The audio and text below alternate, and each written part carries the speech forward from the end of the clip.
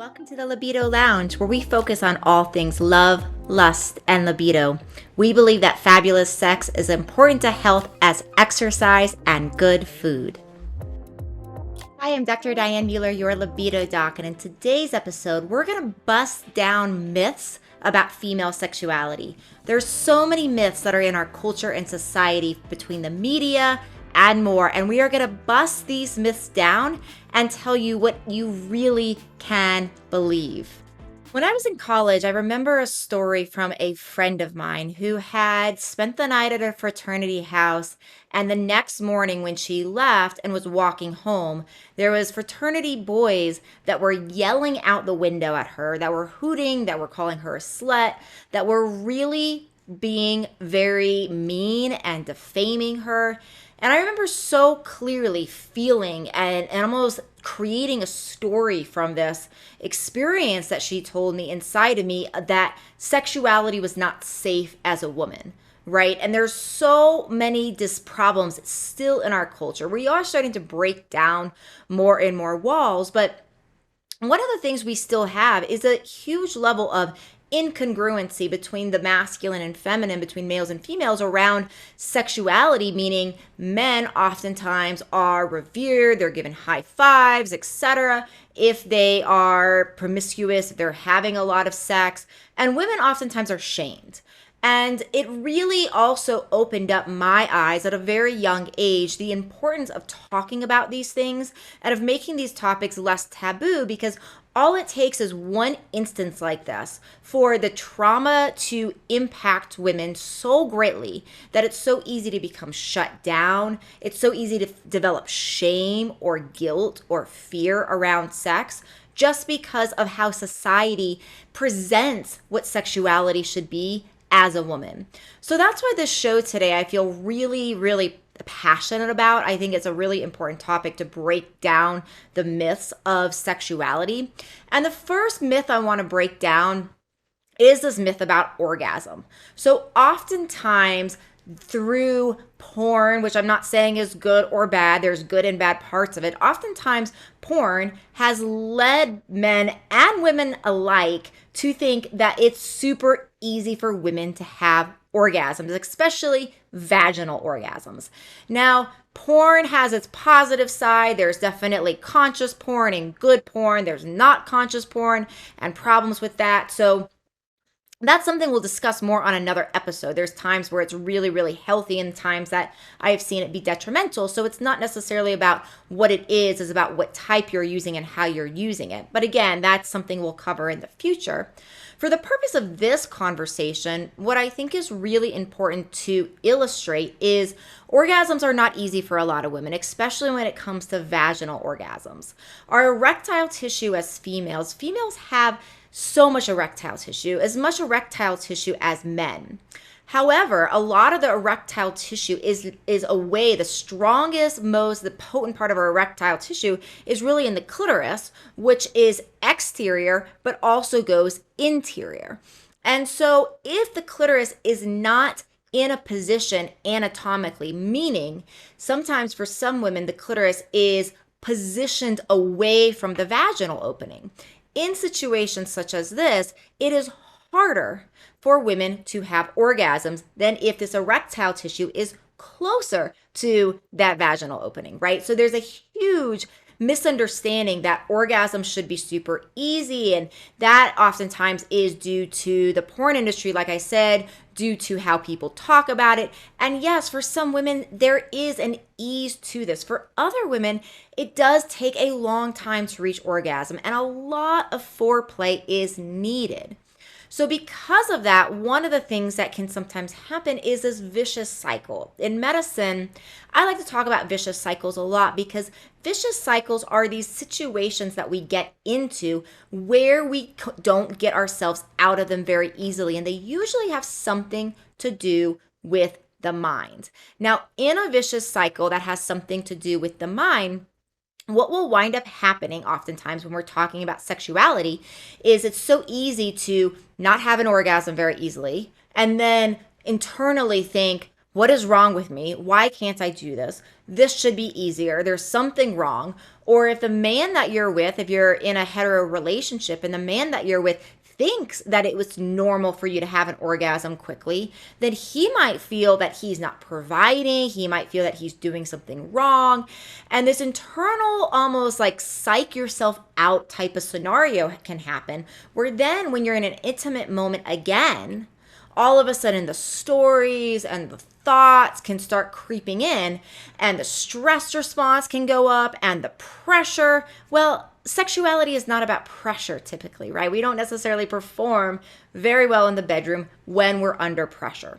So really number one is everybody's orgasm experience is different, right? And so yes, some people do orgasm really, really quickly. And for many women, it's a much longer process. We'll talk later in much more detail about orgasms in future episodes of the show. But the first thing here, myth-wise, is really starting to take away some of the stigma around not orgasming quickly, right? There's nothing wrong with you. It's just how your body is positioned and arranged. And the more we start to understand that, the more we can get out of the vicious mental cycle and take the pressure off of ourselves.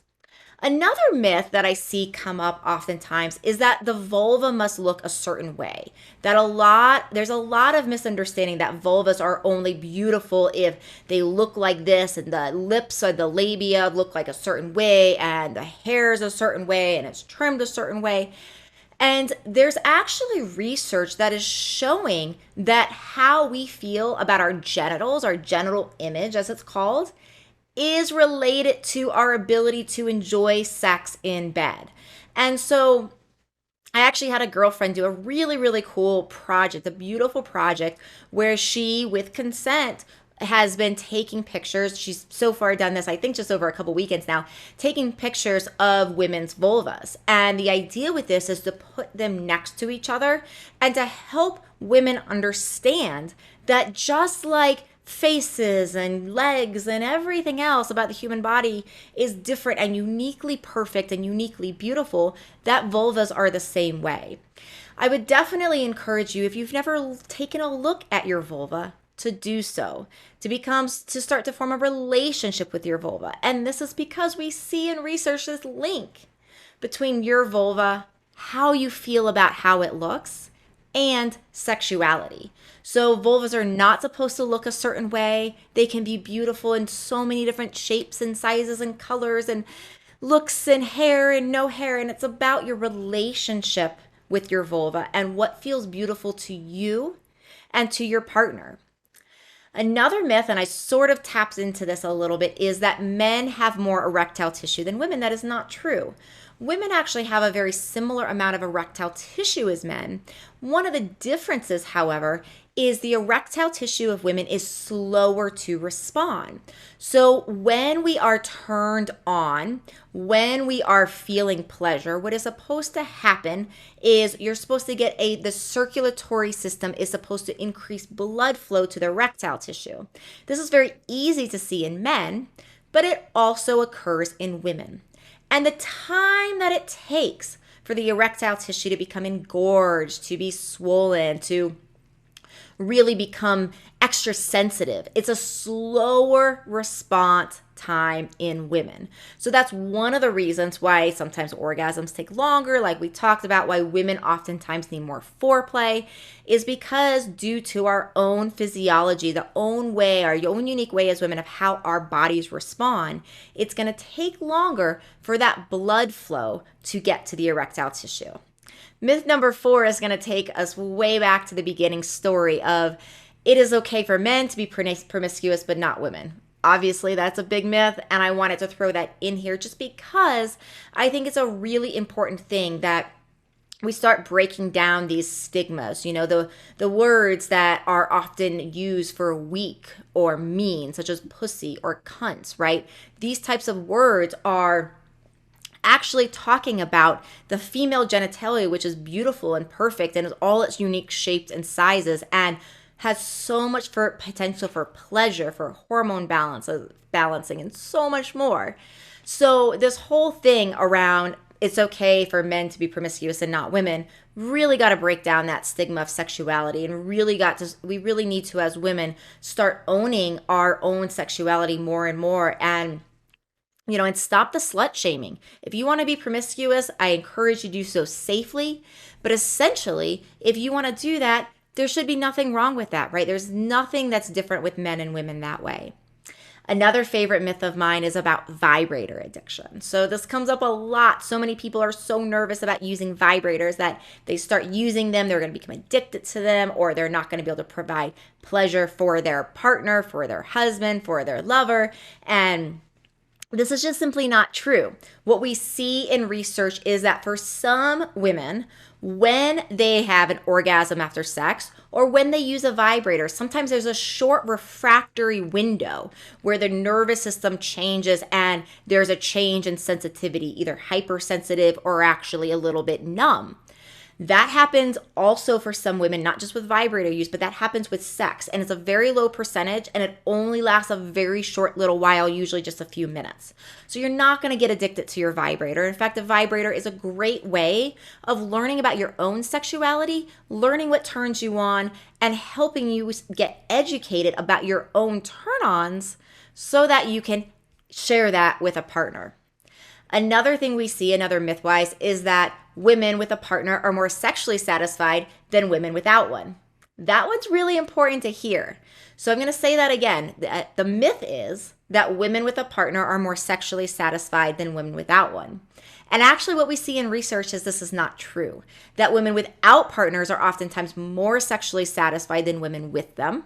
This is oftentimes, obviously due to self-pleasure and use of masturbation. And so the biggest take-home point that I think is important here is the myth that I really want to dispel is that you can't be, that sexual satisfaction has to occur with a partner, right? There's so many benefits that we're going to talk about through our time on this show. There's so many benefits of sexuality.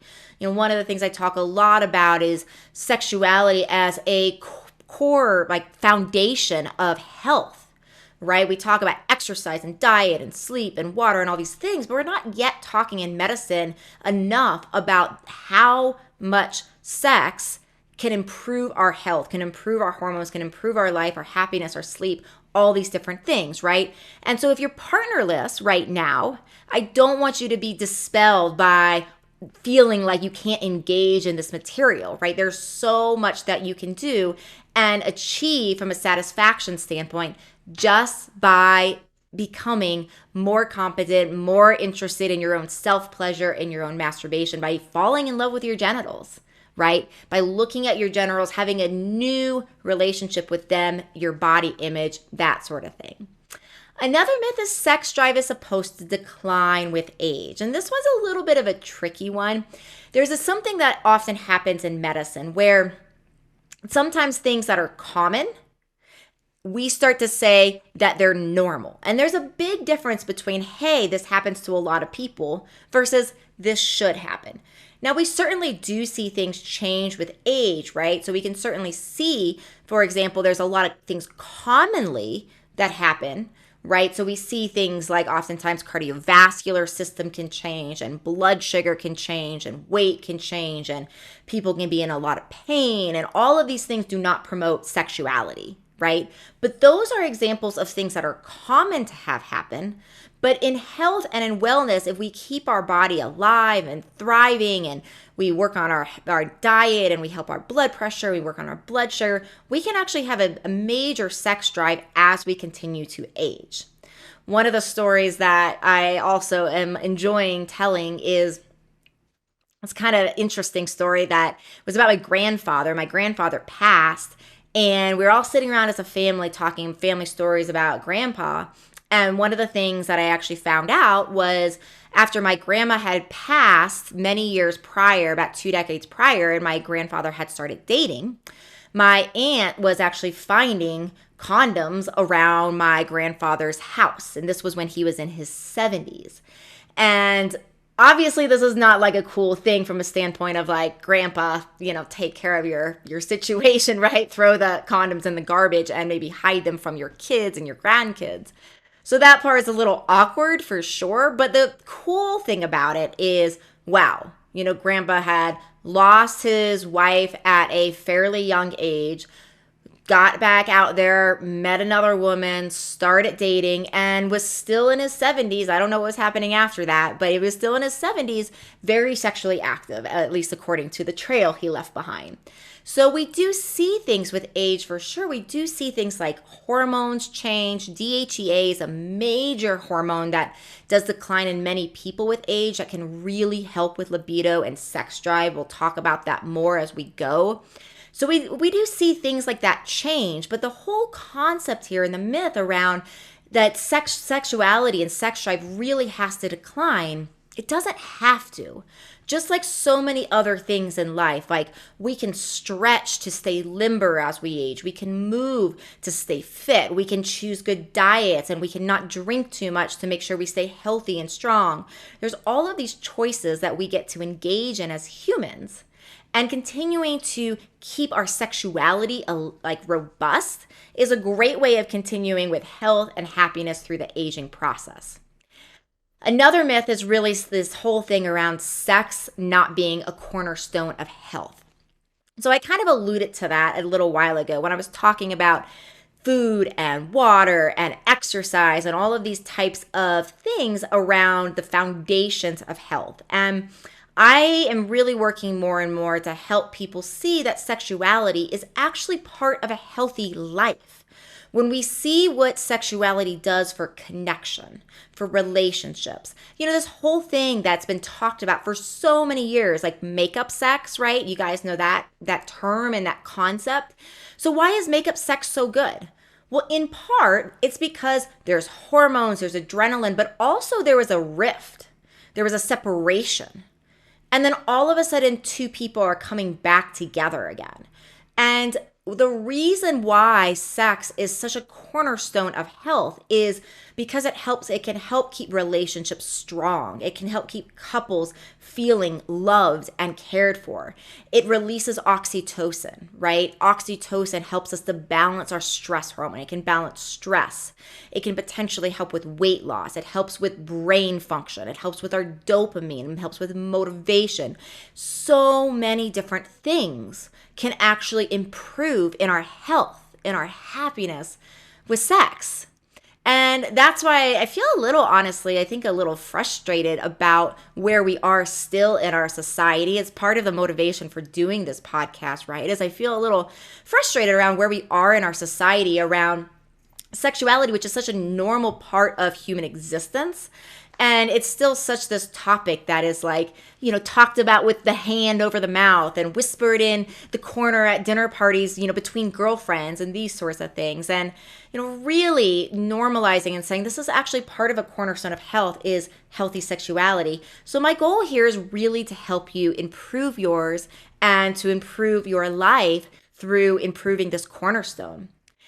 And then the final myth here is called arousal non-concordance. And Dr. Emily Nagoski is an amazing researcher that goes into this topic so well. She's super wonderful. Definitely check her work out. And the concept here really is going over and looking at research of where the brain is turned on, but the genitals are not. It's called arousal non-concordance. So basically what this means is that just because you feel turned on up here does not mean, especially as a woman, your genitals are going to be responding.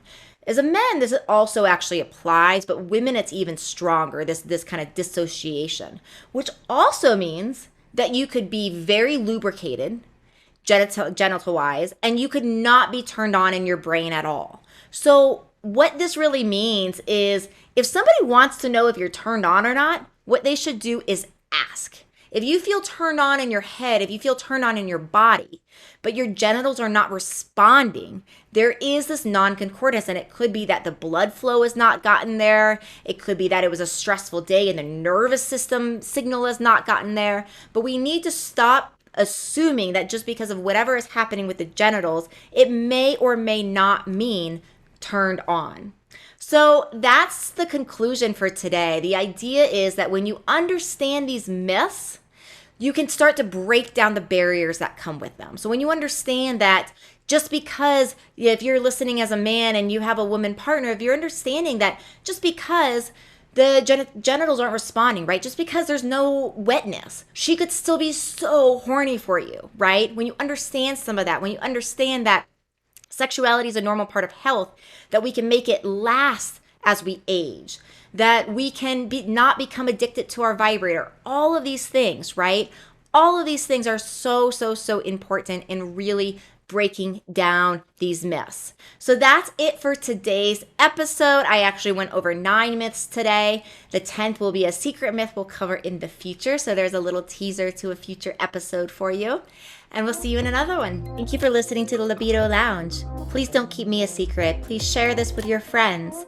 You can find me on YouTube, on Instagram, as well as how to work with me at mylibidodoc.com.